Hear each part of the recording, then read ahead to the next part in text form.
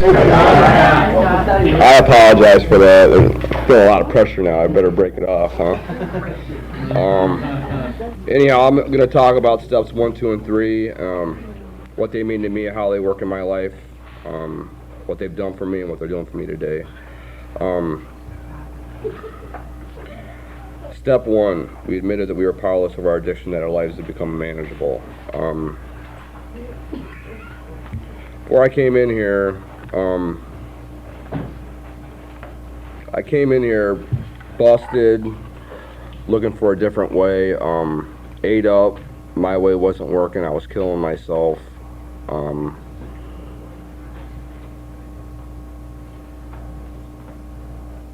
I was using against my will, basically. I had no choice in the matter.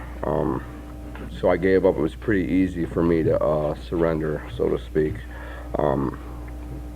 Didn't really want to live anymore and was too scared to die.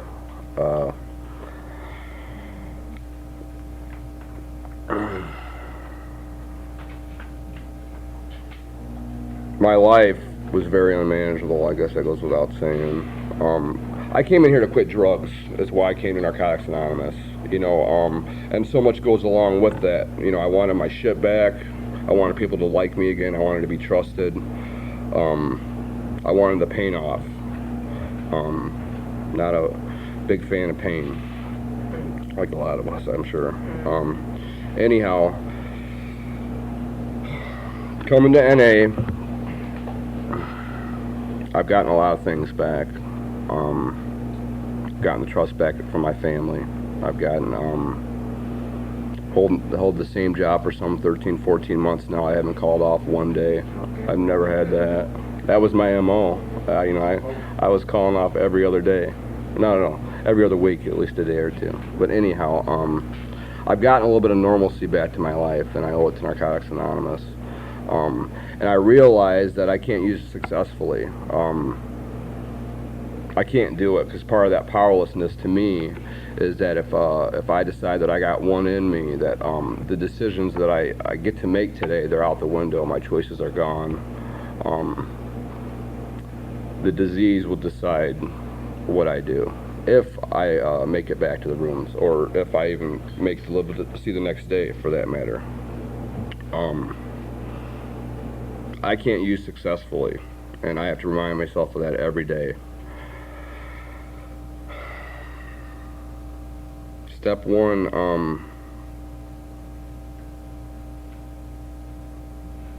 when I get down on my knees every day and admit that I'm an addict and I need help, that's the one step that I practice daily. I guess you could say it's the one that I need to, what do they say? It's the one step you gotta do perfect. I don't know if I do it perfect, but I'm doing this thing a day at a time.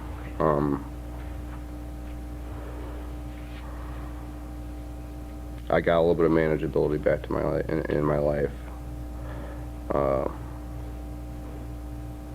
Okay, step 2. I'm nervous as hell. I'm all red and flushed, and searching for words. We came to believe that a power greater than ourselves could restore us to sanity. For the close to 2 decades that I was out there using, I really wasn't. I thought there was no power higher than myself. I thought it was me, that I was God. Forgive me for saying that, but that's, and now looking back on it during the real hard times, I am aware that there was a God working in my life, but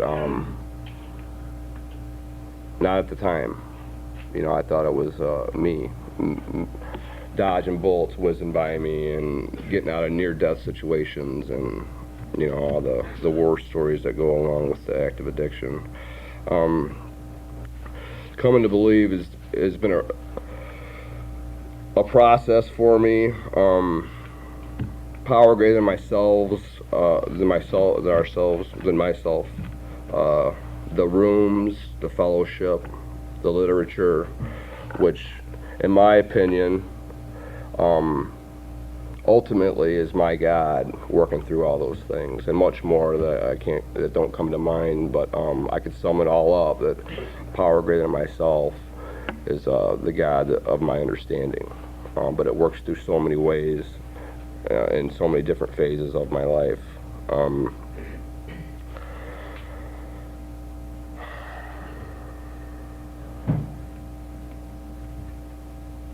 Man, I had so much more stuff in my head I wanted to say about each one, and it's all gone. So I guess I'm gonna move on to step 3. Is that other speaker here yet? Do I need to milk it a little bit longer? Step 3. We made a decision to turn our will and our lives over to the God of our understanding. Again, part of my daily routine when I hit my knees, I surrender and tell the God of my understanding that I'm a self-centered addict, and I ask Him to help me stay out of His way so it can work in my life today. And I say the 3rd step prayer. I think that prayer it's my favorite prayer. I think it's very powerful. And basically, for me, it's saying that my way don't work and I need help, because my way will kill me. And it tried, and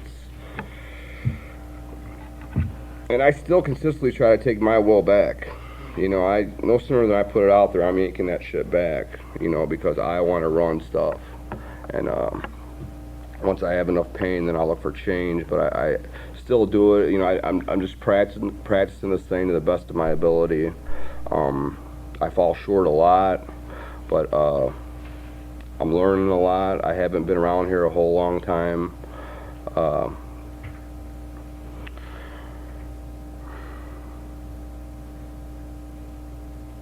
That step, to me, it implies action. I can't just say that and then sit on my butt and expect things to happen. I got to put action behind it and try to be a kind person, be of service, and do the next right thing. And good things happen when I do that. First of all, I get out of my head, because that's where I live like a hermit in my head. I'm always up there trying to figure shit out and figure out how I'm gonna do this my way. And every now and then I try to take credit for where I'm at now. And quickly, it's usually through a friend or my sponsor who gives me an outside perspective, because my perspective is very skewed, and I've gotten really good through the years of active addiction at molding and twisting it to whatever suits me best at any given time.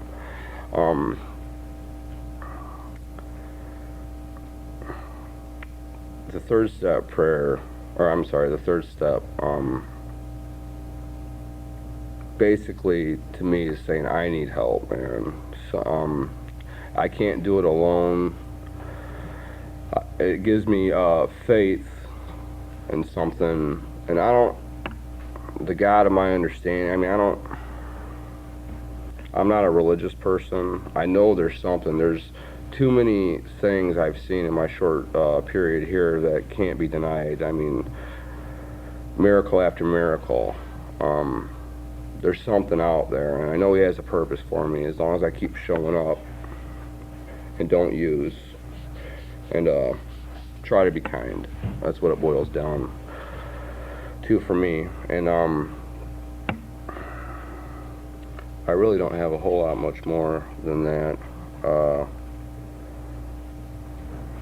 I should have prepared a little bit better. Anyhow, I'm going to close with this. NA has given me so much, I can't even begin to touch on what this program has done for me. I'm working on my faith with God, but I have trust in NA.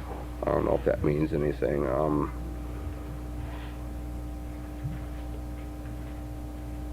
It's given me so much.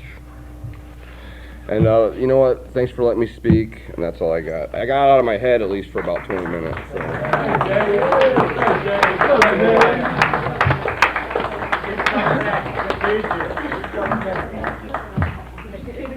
Thanks, Dave. Thanks, Dave. Scott. Oh, sorry. Call me Dave. I don't hear no more, man. Next we have Vicky from Buchanan. Not Niles, Buchanan. She looks like this from really young.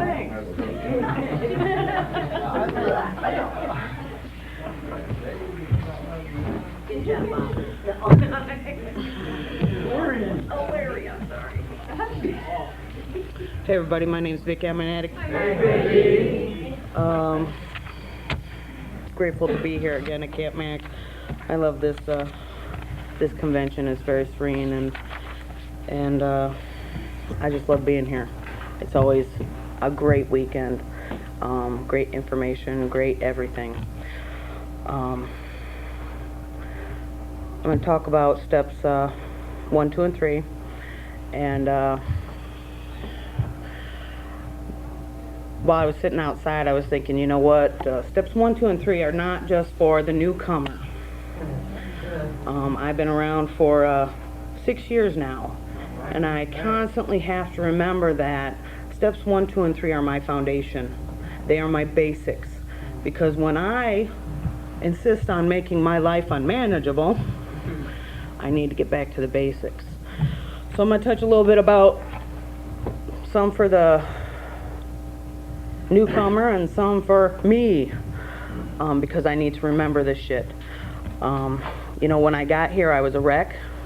I didn't want to be here.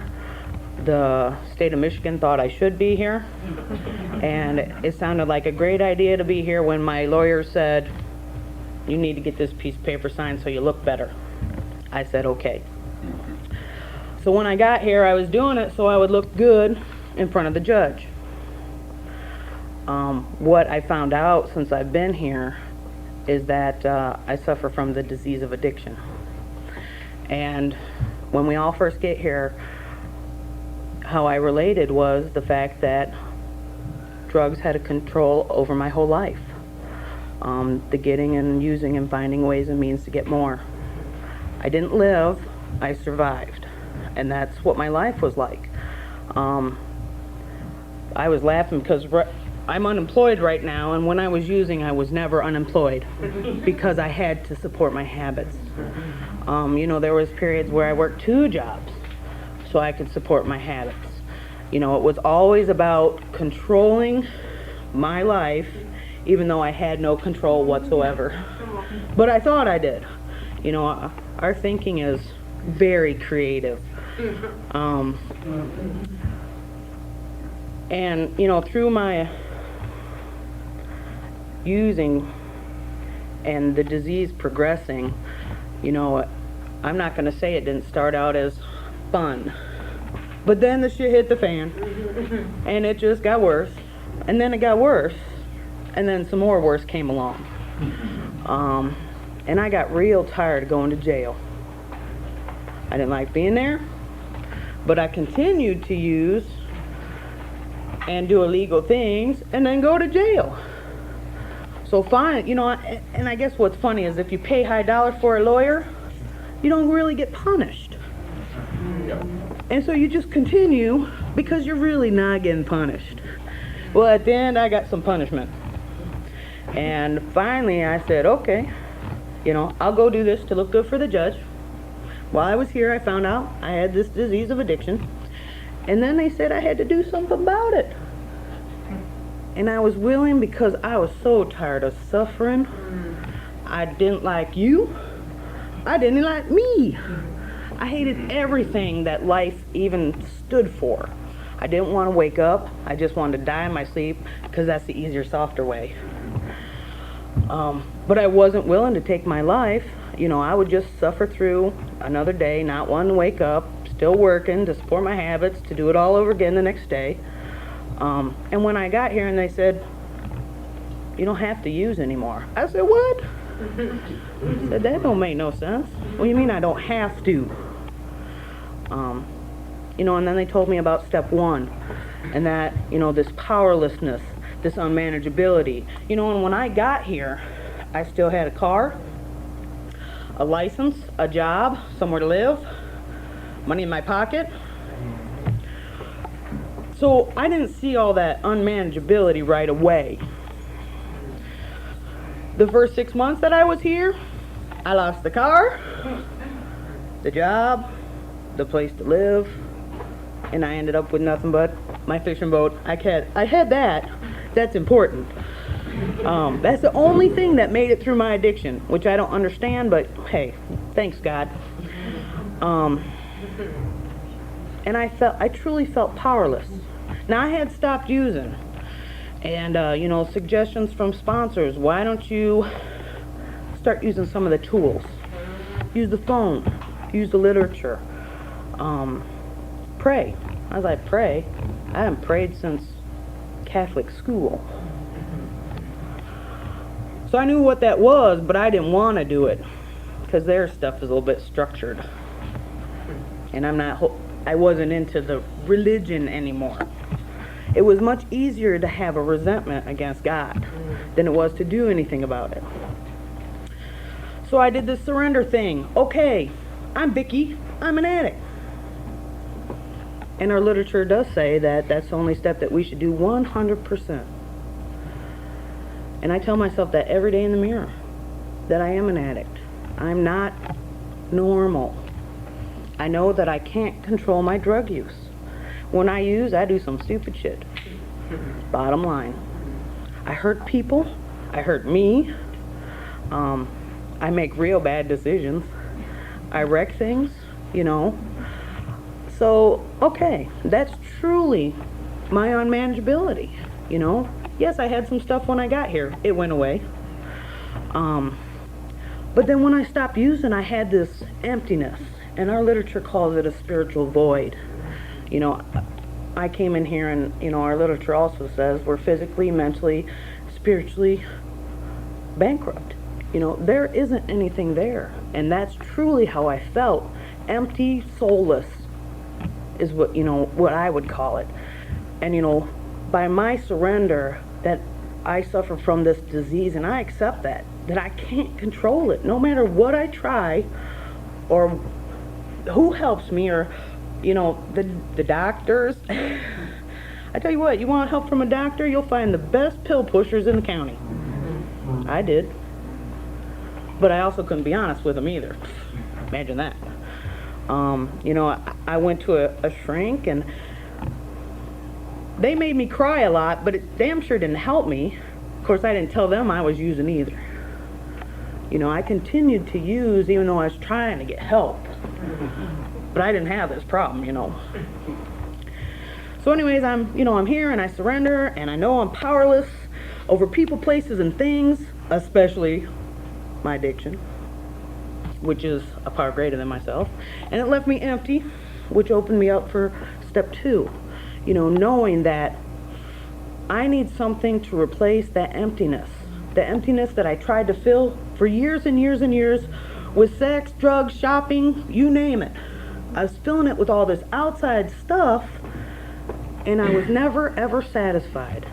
Because we're addicts, we're the more people, more is better. You know, so the whole, you know, the came to believe in a power greater than ourselves would restore us to sanity. Well, I truly knew there was something wrong with my thinking. I didn't want to qualify it as insane, but it was like borderline craziness, maybe, padded room kind of thing. So in a way, I was relieved to find out that I'm not really crazy. I have addiction. I have suffered from the disease of addiction. That's not so bad. They said I could recover from that, you know. So the whole process of, you know, coming to believe in this power greater than myself. You know, I was at a meeting, and they said, your higher power can be anything. A doorknob, an ashtray. And I'd be like, how's that going to keep me clean? I can't call an ashtray in the middle of the night. You know, if I pray to that ashtray, what is it going to do for me? You know, a power greater than myself. You know, and when I first came in, there was a gentleman who was Native American. And he told me that, because I told him, I want something that I can touch, see, taste, smell, something tangible. And he said, use Mother Nature. I said, right on. I can see it, touch it, taste it. I don't need a lot of dirt, but, you know, it's there. You know, and to begin with, that's what I used. Because it was there, I damn sure didn't do all that. And it was greater than myself. You know, and our literature says that this power's got to be loving and caring. That's the only thing that, you know, it should be. Doesn't say it has to be, but it should be. You know, because this is all what, you know, our own concept. You know, and like I said, I had a resentment to the Catholic God till I got to step 4 and 5. So it was really difficult for me to say, all right, you know, the God that was going to strike me dead as soon as I walked out of church and went to the bar, you know, that couldn't be part of my program. I had to forget all of that. You know, and it really didn't go away until steps 4 and 5. But step 2, the process of me coming to believe, you know, I've used my sponsor's higher power because I knew something was keeping her clean. And when you can't put a name to it or you know, this is what it is, then it's really hard to believe in it. You know, but by using something tangible, you know, Mother Nature, you know, that worked for me to begin with. Because it only asks us to believe in something. It doesn't say what. It just says it needs to be greater than ourselves. The program, the group. You know, I thought I had the best home group when I first got here because they loved me when I didn't love myself. You know, and I'm so grateful for that. You know, and that gave me strength to keep coming back. You know, that they cared enough to tell me, of course we all hear it, keep coming back. You know, but I appreciated that.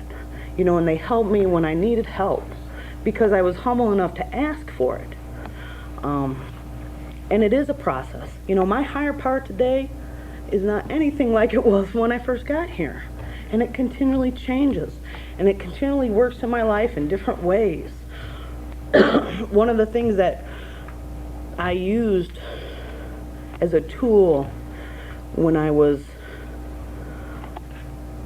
you know, trying to figure out this whole higher power thing was, you know,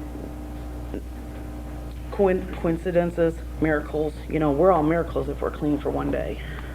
You know, I'm a miracle today, you're a miracle today. Something helped us do that. When I was out there using, my life expectancy for myself was 27 years old. I came into this program at 26, and my clean date's in March, and my birthday was in June. You know, that's a miracle. I probably might not be alive today, and I'm grateful for this program because of that. So I got this higher power concept. Something's there. Book says we can start just with a belief. That's all we need to start. Doesn't have to be anything else, just a belief. You know, and then we get to this step 3 and we make a decision. Oh shit. You know, I didn't know that I wanted to make a decision because I didn't quite understand what they were asking me to do. You know, if I turn my will and my life over to this God that I have no idea what's going to happen. So that's also a process. You know, and our literature talks about when we make this decision to turn our will and lives over to the care of God as we understand Him, it, that it comes from in here and not from in here. Because I already know my thinking's not all, you know, right, my decision making bad. So it had to come in from here. And so it took me a while to get to the point where, okay, my decision making is bad. I make my life unmanageable. Maybe I'll be willing enough to try something different. You know, and learning how to stop making compulsive decisions and taking a moment to say a prayer or pick up the phone and call a sponsor or call someone else in the program and say, hey, look, I got this idea. And they're like, what? You know, and then when you say it, when it comes out of your mouth, it sounds crazy. And you're like, well, it seemed like a really good idea 2 seconds ago. You know, and that's a process. You know, because we don't come in here and get healthy and start making good decisions and life's at least for me, life wasn't all, ta-da. Where's my ta-da? But we're the now people. We want to be fixed right now. I don't want to make bad decisions, and I sure the hell don't want to suffer the consequences. So it's making this decision from inside that I'm going to let this power greater than myself, give me guidance, give me direction. I'm a firm believer that my higher power talks through everyone here, also the literature, people that aren't in the program that I know, my higher power works through a lot of things, a lot of situations, those aha moments, those things that we say are coincidence that really aren't. Those are all, to me, gifts that help me grow. And, this is not a religious program. And the whole thing about being spiritual and this step has to do with starting a relationship with this power greater than ourselves. How do I pray? And it works in conjunction with step 11 when we get there, that continues that relationship. This is not a 1, 2, 3 program. This is a 1 through 12 program. And it talks at the end of step 3 about well, I think it's in the other book. But preparing ourselves, as this is, we've made this decision, it's a commitment to continue to work through the steps. And I believe that.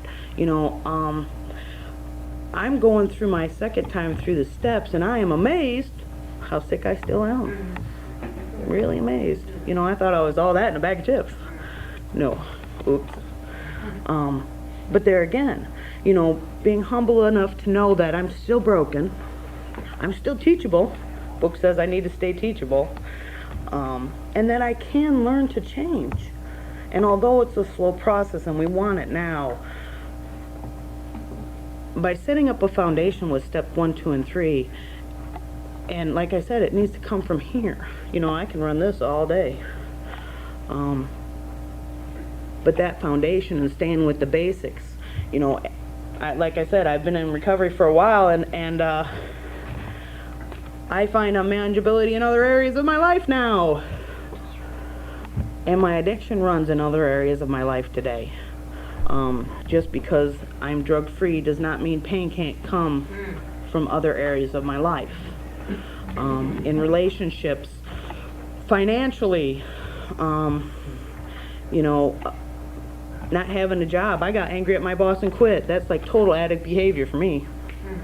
No, gee, I should find another job before I quit. No, I just quit. And then I get the, what the hell did I do that for?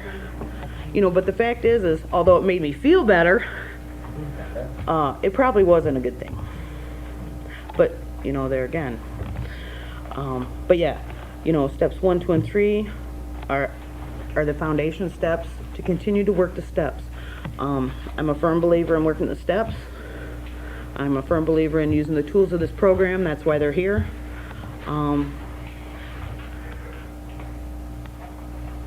And I guess that's all I got to say about that.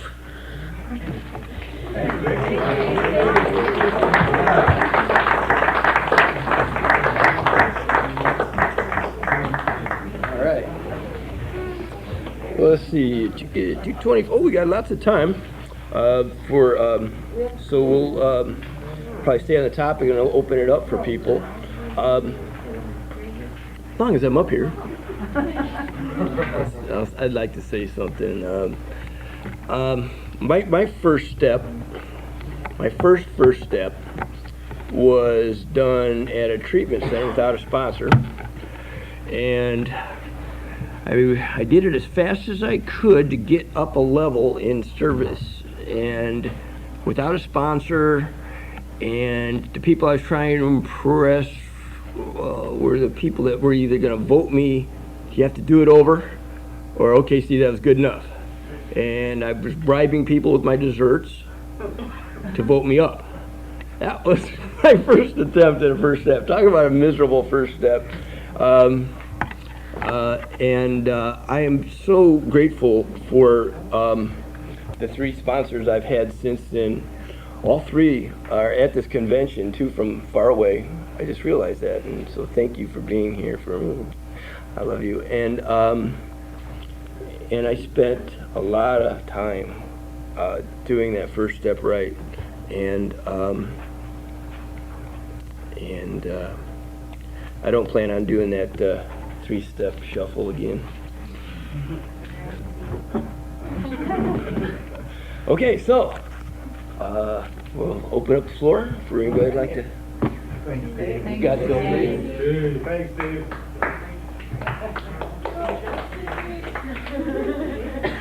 Thanks, folks.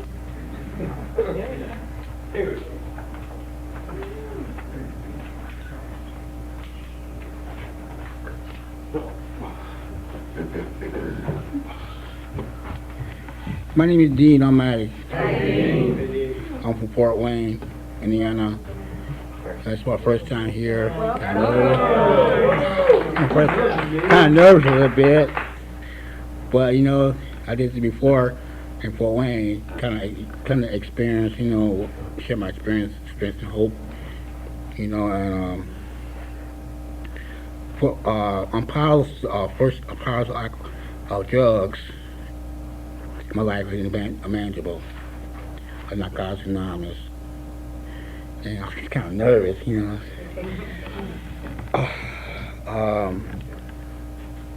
First step, before I came to Narcotics Anonymous, you know, I had a problem with my addiction.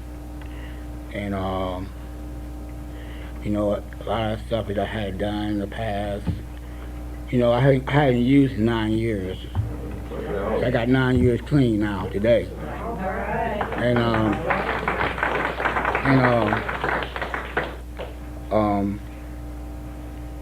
I put it 3 months, but before 3 months, I think next week will be 3 months. I have 10 years clean. In September, will be my last clean day.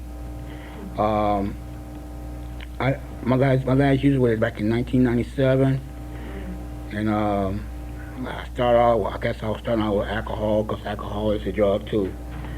And then when I left there, I went to pot, reefer, marijuana. And then I was marijuana. Well, that's another drug. That's a drug too. Well, anyway, I was around. I had my sister used to smoke cocaine, crack. She used to shoot a needle up in her arm. You know, and see, I come from Mary, Fort Wayne, because I know I was around the ag. You know, that's how our speech is different than the other states. You know, where I want to go and where I know. You know, somehow got us people that's got different stories. And my sister used to smoke dope, but she shoot up, and she drank at the same time. And I was around her, and she said, "Dean, you don't need to be around here because this stuff has killed you." I said, "Why not?" I said, "I never smoked on crack, you know, cocaine, sniffing on cocaine on them before." She said, "No, you don't need to smoke this. This will kill you." And then her ex-boyfriend was just her to heroin, the needle shooter, and they didn't want to be around that either. So I'm glad they did move, because I want you standing right here from y'all, because they would have killed me. And I'm thank God that I stopped. Well, I'm glad I got clean, you know. I'm glad my sister pulled me away from there, because I got caught in a dope house. I got caught in a dope house in Michigan, Detroit, Michigan, where I was around with a friend. And his mom, I was being nice, you know, I'd be a nice person to take her home. And it's kind of my heart. And I didn't know she was using drugs in our house. So I got caught in a dope house. And I stayed there the whole weekend, lost my job. You know, it was in I think it was in the summertime, in June. And you know, I met a lot of people. I wasn't kind of scared. I was kind of brave, And I was mad because I got stuck in another store. I didn't know where I was at. And then I heard that there was a gang, they was selling dope, and dope boys, young kids, selling dope and stuff, They had pistols and they was drinking and they was selling dope and they was smoking it. And they downstairs to drop her off. She was down there doing everything. She was doing tricking and smoking and everything, selling too. And I'm being honest, because this is an honest program. And so I got back to Fort Wayne, and I don't see that person no more. I don't hang around other guys. I don't hang around people that don't use, and stuff, and I hang around people that don't use, positive people. This is y'all in recovery. And I do got somebody who will believe in me, who want to help me in my recovery, in my life. And I want to thank y'all, and I'm going to cut this short because somebody can share again too. Thank you for being here, and I'd like to see all y'all, and I love you. God bless.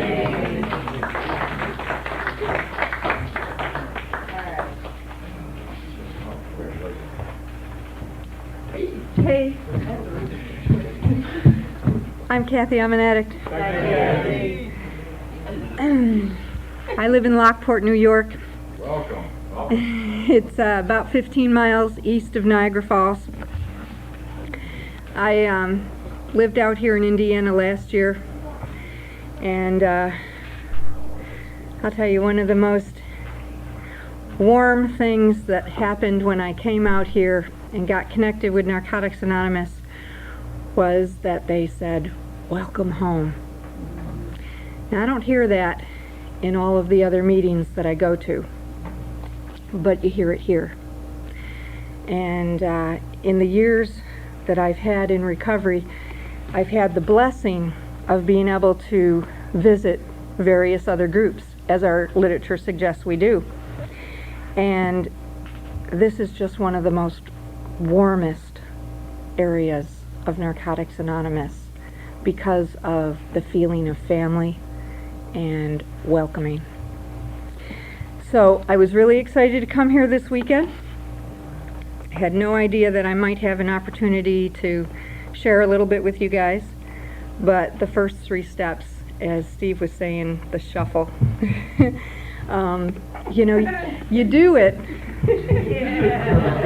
and you do it again and again and again, and just like Vicki was saying, it's the foundation. It is actually something that you do over and over again in your recovery. And when I first got into recovery, and they would read, "Who's an addict?" and I was constantly saying to myself, am I really an addict? I know I belong here. Do I really belong here? I think what I was really doing was I was trying to figure out a way not to belong, because I didn't really want to be an addict. I didn't want to really have to believe that I could never pick up again. I didn't. I enjoyed using, but I didn't enjoy the effect it had on my life. It made my life miserable. It made me ashamed of who I was. Like many other addicts, I lost my home. I lost my cars. Very nearly lost a job, but didn't. It made a mess of a marriage that I thought was going to last forever and didn't. And to come in and have to admit in that first step how absolutely unmanageable my life was. I couldn't pay my bills. If I brought home my paycheck and it wasn't enough to pay my bills, I used instead. The money was gone. And then the bill collectors were calling and I didn't want to answer the phone. And I was unmanageable. And I was using because I was ashamed about who I was, and I didn't like my life. And I finally came to the realization that it really wasn't how much or what, but it was why I was doing it and what effect it had on my life that made me the addict that I was to bring me into these rooms. So when I got to the point where I could admit that I really was an addict, that it really had made a mess of my life, and that I wanted something different, then I was ready for recovery. And when I came into the rooms, My first meeting was in a place they called the Barn. It was a little red outbuilding from a church. It had reclining chairs and sofas and a kitchen area, and it was very homey and comfortable. And the meeting was called Couch Potatoes. And since I had definitely become a couch potato in my addiction, I would go to work, get home, sit on the sofa, get stoned, and I didn't move off that sofa until my then husband would shake me on the shoulder and say, "Honey, it's time to go to bed." And I would get up and go to bed, and he would sit down on the sofa and continue using until dawn.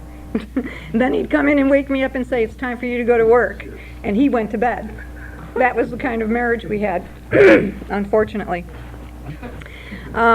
It ended, but understanding that in that first year of addiction they say don't get into any relationships or something to that, you know, I mean, it's just a suggestion, it's not in the literature, it's a painful area.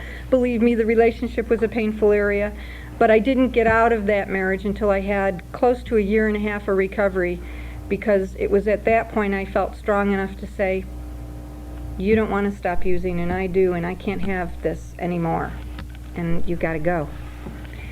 And luckily I had been working very closely at that time with a sponsor on the first 3 steps so that I could understand what it meant to surrender, to understand that there was in fact a higher power, and like Vicki was saying, you know, the Catholic thing wasn't quite working. I also considered myself a recovering Catholic in that that really wasn't my religion anymore. And I had to come to grips with who was God and what was my part in it. And I didn't want a structured religion. I was like feeling very rebellious about that. My mother was like a born-again Catholic and wanted to cram it down everybody's throat. And it was like, oh, please, let's not talk about that anymore. You know, and it was really hard for me to come to the point where I could say, I got a higher power. And he doesn't tell me if I don't show up at church on Sunday, I'm going to die and go to hell. Okay. And I got a higher power that says, if you want to pick up a Bible, pick up a Bible. But if you want to pick up something else and feel spiritual and connected, that's okay too.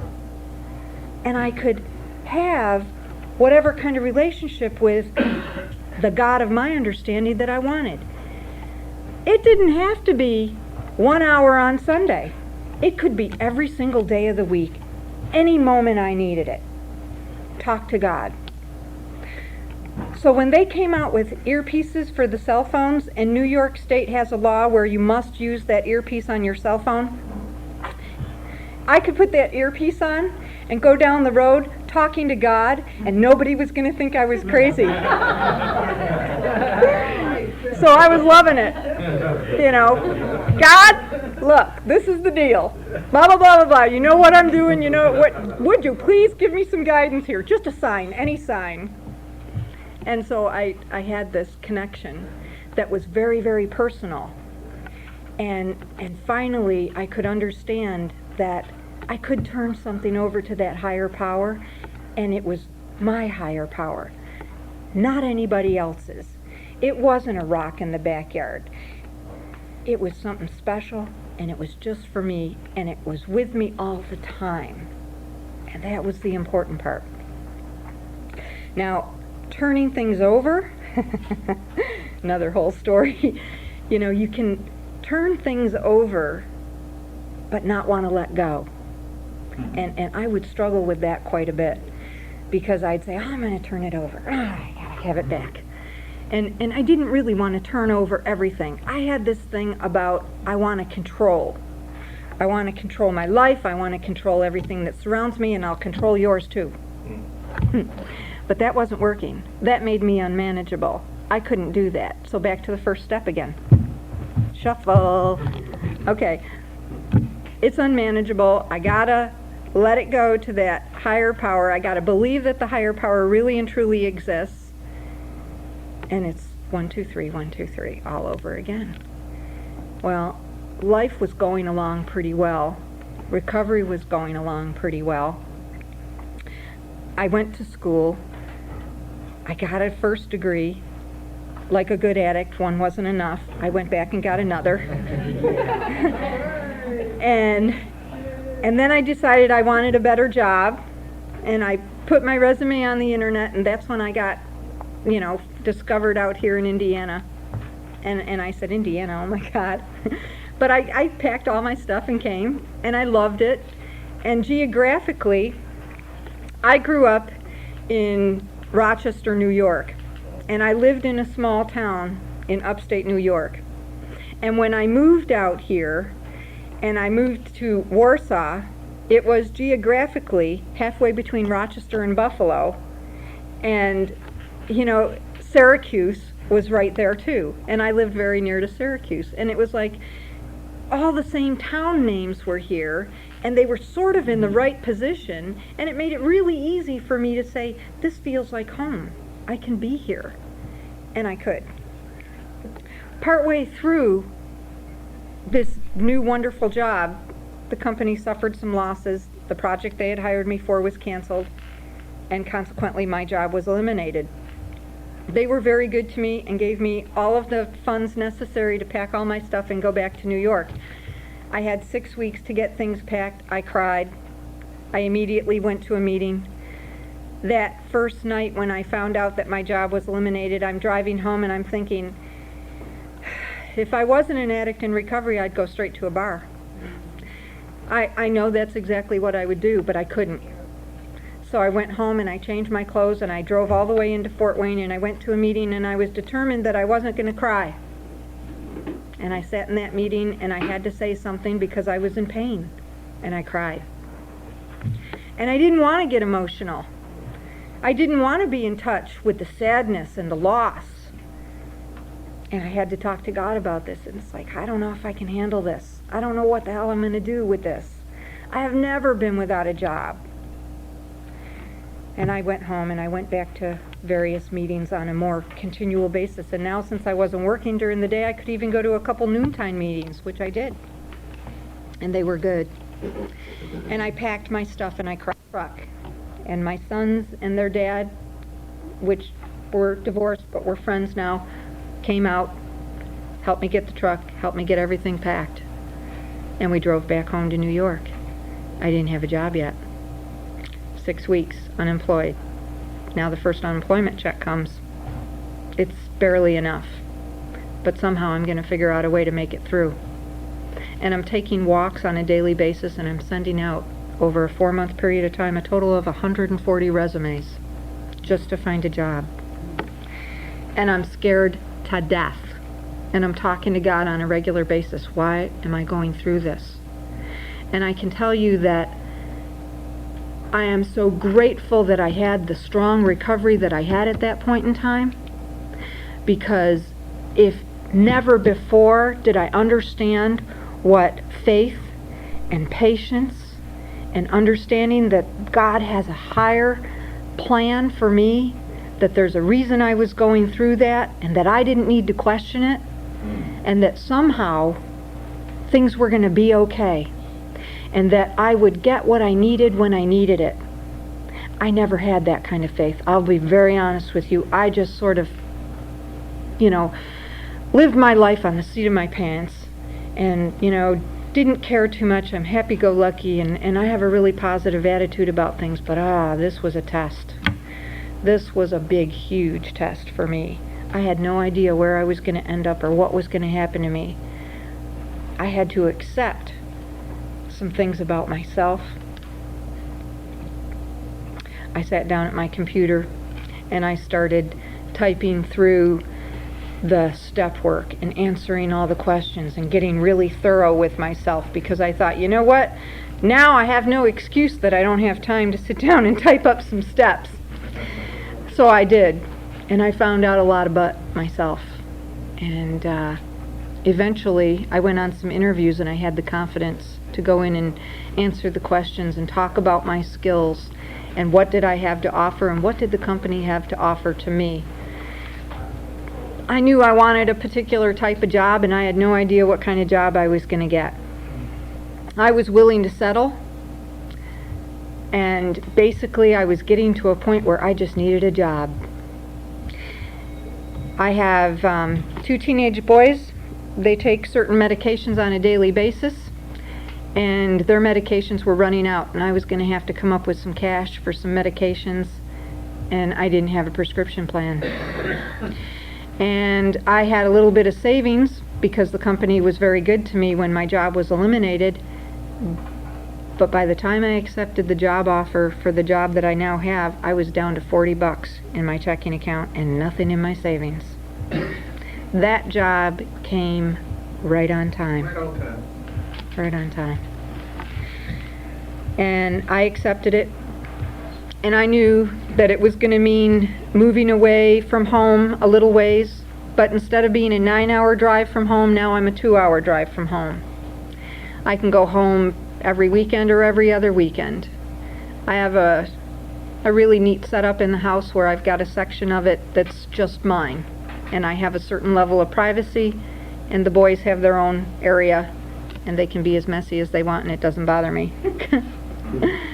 I can go home and sit and relax and enjoy and spend time with them, go to meetings, and have contact with the fellowship in the area that I used to be from. And now I have a small apartment near where my job is, and I have a new connection of NA friends there. And again, working those first 3 steps in my life on a daily basis, somehow I had what it took to make it through a crisis and not pick up. I was telling Jimmy and Denise, when I went to this new area, I was 11 days away from my anniversary, and I didn't have a home group, and I didn't know what I was going to do about celebrating my anniversary. It was going to be more of a private thing just for me. And I stood up, and in this particular area, when you're celebrating clean time, you go to the front of the room and you stay there until everybody's clean time is called out, and then you get a whole procession of hugs. And I said that I had this clean time and that I didn't have a home group yet, but I wanted to share it with them because it was real special to me. And this man jumped up and gave me his coin for that same number of years, and I cried. Tears running down my face. Thank you, oh my God, I can't believe this. And I couldn't honestly believe that someone had that coin with them that night, and they were willing to give it away to me, and they didn't even know who I was. And I go back to that group. There's meetings there 4 nights a week, and it's not quite like Indiana, but it's NA, and they have good recovery. They struggle just like every area struggles, and it's the neatest thing because we all share something in common. You know, maybe we didn't use the same stuff. Maybe we didn't use it the same way. Maybe we didn't have the same kind of bottom that everybody else had, but we're all addicts. And we've all got something really special to share, not about the addiction, but about the recovery that results when we finally work that first step and surrender. And it's not just a one-time surrender. It's more than once. Because more than once in these last several years, I've thought about using. And I think about, do I really want to do that? No, I don't. Because I don't want to give up all that I've worked so hard for. I don't want to give up the clean time, basically. Some people may say, oh, clean time's not that important. Guess what? Get some. It's important. It's important enough where you don't want to give it up. It's important enough that when you think about using, hopefully you're only thinking about it for about 30 seconds, and then you say, duh, I'm not going to pick up a drug. Are you kidding me? Now I'm not willing to lose the house, the car, the job. I'm realizing that, yeah, those are material things. The biggest thing that I'm not willing to lose is that conscious contact with God and that inner peace that I have, the self-confidence that I finally have, to be able to stand up and say, you know what? a long time ago, I might have thought I had nothing to share. And I would question, why in the hell should I get up and stand in front of anybody and say anything? Why the hell would they listen to me? And now, it's like, you know what? I might say something that saves somebody's life. So it doesn't matter what I think. It matters what the higher power wants me to share with you guys. And that's the important part of it. And that's why I would bother to get up and say, this is what's going on in my life today. And this is why the first 3 steps are so important. So thanks for letting me share. Thanks, Kathy.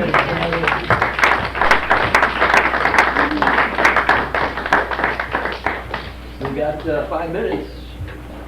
Long enough for me. Share on 4, 5, and 6.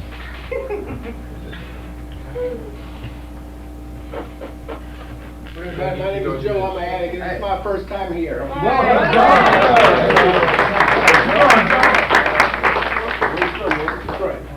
Welcome. His name was on the flyer. Named Dan. Who's on the flyer? Somebody He's not here right now. I talked to on the phone. I want to make sure I see him before I leave. I'm just up here for the day. I think there's more. I Hurry. Anybody else, or we can, let's go. What do you say, we form a circle and close? Or an oval. Very wide oval. Oh, poor thing. Oh, poor thing, you. Poor thing, you, Bonnie. Poor thing, you. Where we go? Poor thing, you. Poor thing, you. I'll take the oval. Stevie, get in here. There's a microphone in your butt. Again. All right, Randy, you can be the coach.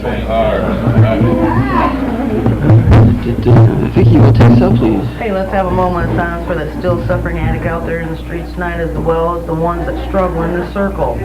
I have to remember that if I'm not willing to change, my clean date will. Let's have a moment of silence, followed by the wee version.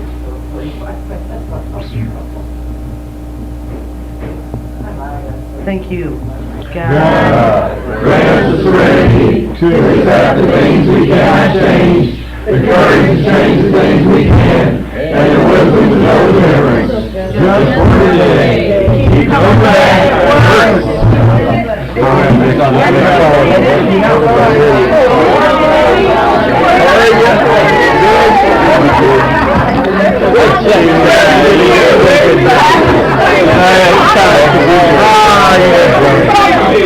Hey, just fine, man.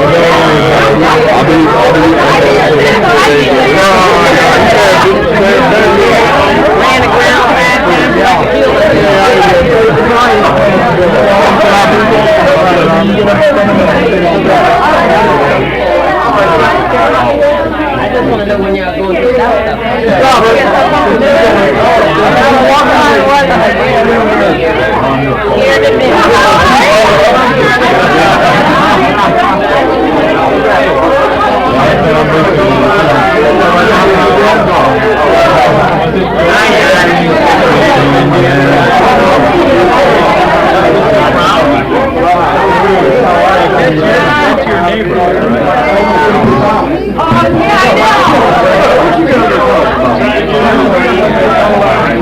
But he is still.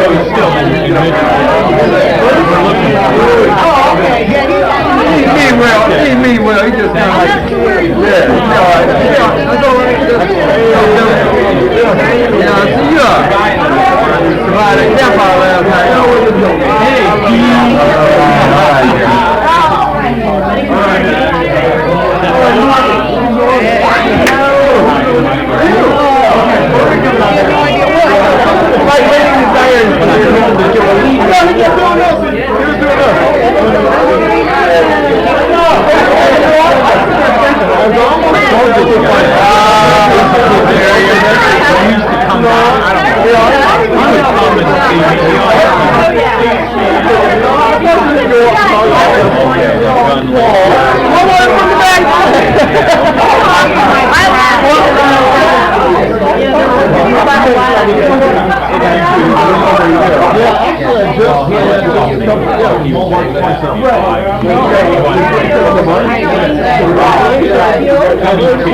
A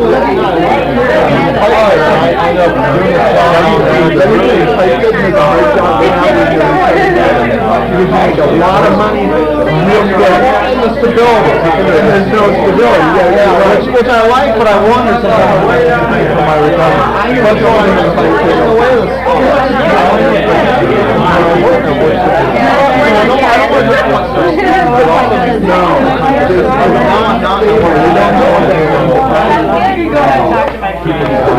I know there's a couple different ones I know who a lot of guys do it, well, they don't work at different times, but when they do work, I'm saying, turn them on now. What are you gonna be $1,000 in your pocket when you're not so I think that's what you're saying. I want it. Yeah, that's a good spot. Good. Because we just, in fact, don't leave me, Dan. Don't leave me, That's right, you have to get talking. Yeah, no, he does not. Oh, no, I don't. I've never played. Yeah, he, one of those, I went in Walmart and they got one of those video guitars. That's what he plays. That was exactly video game guitars. That's all I know.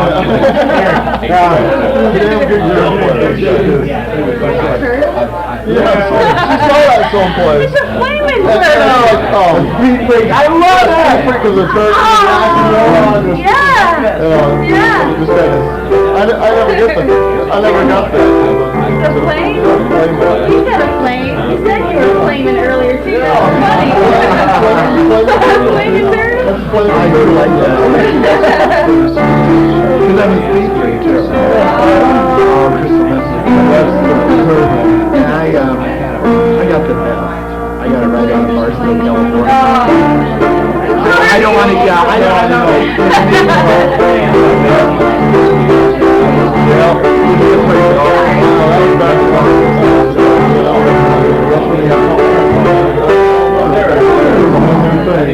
Well, you know, hey, Dan, who's this? The nickname for the, Dan, who's this? The substitute chemical. I'm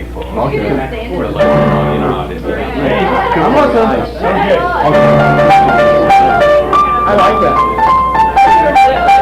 I don't know. Team Purple, man! Oh, yeah, Hush.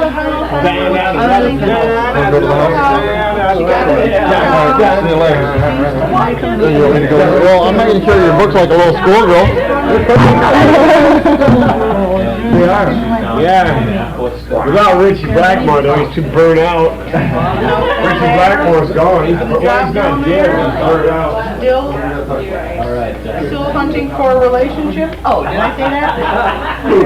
No, you are. Anybody else? Please, it's already happened to me. I already gave my hand to somebody else. That's why I got a cat. That's all I got is a cat. But she is wonderful. I sleep with her every night. I hear her loving unconditionally. I think that's the problem. I wasn't ready for that. Oh. She was needy. She is needy. I need but one I am that doesn't want to get fed. But I am too. It's like, I need to come and I go get her and bring her over. Yeah, and because I don't have that one-on-one. In fact, my lady friend, who is kind of we kind of like travel the path of recovery together. She says I'm using my cat as and I kind of caught in the throat. There's a whole lot of truth to that. Unless it's coming from Debbie. Unless you go from down here. Well, as a matter of fact, I came in here yesterday, and Karen, Jim and Karen, big Jim, little Karen. I probably know him by seeing him. They were registered. Oh, yeah, okay. Well, Karen, she said to me, here's Jonathan, he's high maintenance. I'm highly insulted. And I'm still highly insulted. And like, exactly. Oh, yeah. The problem is that I really am high maintenance. See, I didn't think that I was, so every time I go to convention and I try to pack, like I got 3 pairs of shoes with me today. The only thing I didn't bring, which I talked myself out of, was I don't need them here. We're in the woods, I don't need it. I didn't bring any extra bedding. And it was like, that don't make any sense. Why I do didn't we bring do any extra that? bedding, but I did bring a fan, a pair of boots. I forgot the coffee pot. That's the most important thing. Damn it. I can't believe they all green. No. Even though there are some here, but it's still nice to have. You gotta walk. Well, and sometimes, and then sometimes